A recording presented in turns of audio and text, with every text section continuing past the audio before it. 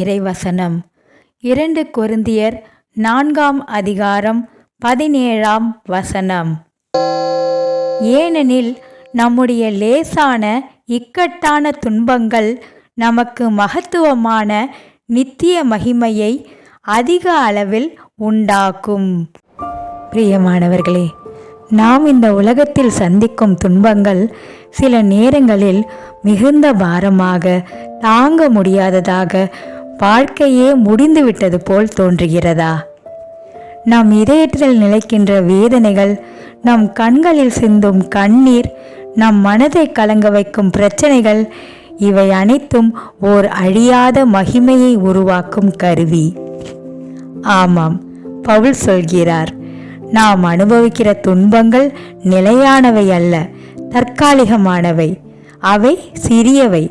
அவையெல்லாம் ஒரு மிகப்பெரிய நித்திய மகிமையை உங்களுக்காக உருவாக்குகின்றன. ஆதியாகமம் 37:23 முதல் 24 வரையிலான யோசேப்பின் கதை 2 கொரிந்தியர் 4:17 ஒத்திருக்கிறது. அவரது சொந்த சகோதரர்கள் பொறாமையால் நிரம்பி அவரது மேலங்கியை கழற்றி ஒரு குழியில் எறிந்து அவரை விற்றுவிட்டார்கள். அவர் வீட்டை விட்டு வெகு தொலைவில் கொண்டு செல்லப்பட்டார். பொய்யாக குற்றம் சாட்டப்பட்டு சிறையில் அடைக்கப்பட்டார். ஆனால் பல ஆண்டுகளுக்கு பிறகு ஆதியாகமம் 42:6 மாற்றப்பட்ட யோசேப்பு எகிப்தின் ஆளுநராக நிற்பதை காண்கிறோம்.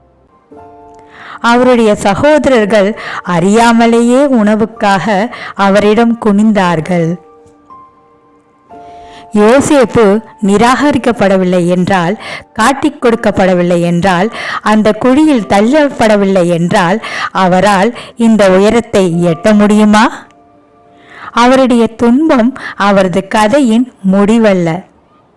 அது அவரை இறைவனின் தெய்வீக நோக்கத்திற்காக இட்டு சென்ற செயல்முறையாகும். ஒரு மாணவன் தேர்வுக்காக கஷ்டப்பட்டு படிக்கிறான். சில நாட்கள் தூங்காமலும் பாடங்கள் படிக்கிறான். ஆனால் தேர்வில் சிறப்பாக தேர்ச்சி பெறும்பொழுது அந்த கஷ்டம் மறந்து போகிறது. அப்படியே நாம் அனுபவிக்கிற துன்பங்கள் இறுதியில் நமக்கு மிகுந்த ஆசீர்வாதமாக மாறும். உங்களுக்கும் இதுவே உண்மை. நீங்கள் இருக்கும் பருவம் வீணல்ல. அது கடினமாக இருக்கலாம். எல்லாம் சரிந்து போவது போல் உணரலாம். ஆனால் கடவுள் இன்னும் வேலை செய்கிறார். அவர் உங்களை பலப்படுத்துகிறார். உங்கள் துன்பங்களுக்கு அர்த்தம் உண்டு. உங்கள் கண்ணீருக்கு காரணம் உண்டு. உங்கள் சகிப்பு தன்மைக்கு விலை உண்டு. தேவன் அதை வீணாக விடுவாரா? இல்லை. அவர் உங்களுக்காக தயாரித்து வைத்திருக்கும் மகிமை நீங்கள் சந்திக்கும் துன்பங்களை விட மடங்குகள் அதிகம். நிலையானது, அழியாதது, பிரகாசமானது. இன்றைக்கு நீங்கள் கண்ணீர் சிந்தினாலும் நீங்கள் இப்போது காணக்கூடியதை விட பெரிய ஒன்றுக்கு உங்களை தயார்படுத்துகிறார். நாளை அந்த மகிமையில், அந்த மகிழ்ச்சியில் நீங்கள் நகைப்பீர்கள். எந்த சோதனையும் நிரந்தரமல்ல. ஆனால் தேவனுடைய மகிமை என்றென்றும் நிலைக்கும். ஆம் பிரியமானவர்களே, தேவனுடைய மகிமையை சேர்ந்து நாம் துதிப்போமா? வாருங்கள், இந்த ஜெபத்தை சொல்வோம். ஜெபம். பரலோக பிதாவே, நீர் கொடுத்திருக்கும் வாக்குத்தத்தங்களுக்காக உமக்கு ஸ்தோத்திரம் செய்கிறேன். என் வாழ்க்கையில் என்னை கஷ்டப்படுத்தும் சோதனைகள் பல இருக்கலாம். சில நேரங்களில் நான் உடைந்து போகிறேன் கர்த்தாவே. ஆனால் உமது வார்த்தை எனக்கு உறுதி கொடுக்கிறது. நான் சந்திக்கும் துன்பங்கள் தற்காலிகம். உம்மிடம் நம்பிக்கை வைத்து என் வாழ்க்கையை உமக்குள் ஒப்புக்கொடுக்கிறேன். என்னை இன்னும் வலிமையானவராக மாற்றி உமக்கு மகிமை சேர்க்கும் வாழ்க்கையை வாழ செய்யும். என் சோதனைகளை ஒரு மகிமையான ஆவிக்குரிய வளர்ச்சிக்கான பாதையாக மாற்றும். நான் உங்களுக்கு சொந்தமானவன் என்பதால் நான் வெற்றி பெற்றவன். எனக்கு எதிராக உருவாக்கப்படும் எந்த ஆயுதமும் செழிக்காது என்று நான் அறிவிக்கிறேன். என் போராட்டங்களால் நான் தோற்கடிக்கப்படவில்லை என்று அறிவிக்கிறேன். என் துன்பங்களால் நான் நசுக்கப்படவில்லை. நான் உங்களை பிடித்து கொண்டிருக்கும் வரை என் கவலைகளில் மூழ்க மாட்டேன். நான் எழுந்திருப்பேன்.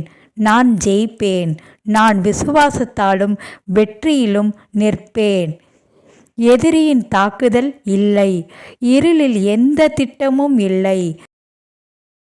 நான் உங்களிடம் நம்பிக்கையுடன் நிற்கிறேன். தேவனே, என்னை விட்டுவிடாமல் என்னை உம் கரங்களால் தூக்கி கொண்டு நடப்பித்திடும். நாமத்தில் பிரார்த்திக்கிறேன் மகா பரிசுத்தமுள்ள நல்ல பிதாவே, ஆமேன். இன்று பிறந்த நாள், திருமண நாள் மற்றும் முக்கிய நாட்களை கொண்டாடுபவர்களை கடவுள் ஆசிர்வதிப்பாராக. தேர்வு எழுதும் நபர்கள், மருத்துவ அறிக்கைகள் மற்றும் தேர்வு முடிவுகளுக்காக காத்திருக்கும் நபர்கள், நிதி மற்றும் பிற பிரச்சனைகள் உள்ளவர்கள் பயப்பட வேண்டாம். கடவுள் உங்களுடன் இருக்கிறார். அவர் உங்களை ஆசிர்வதிப்பார். கர்த்தர் உங்களை மேன்மைப்படுத்துவாராக.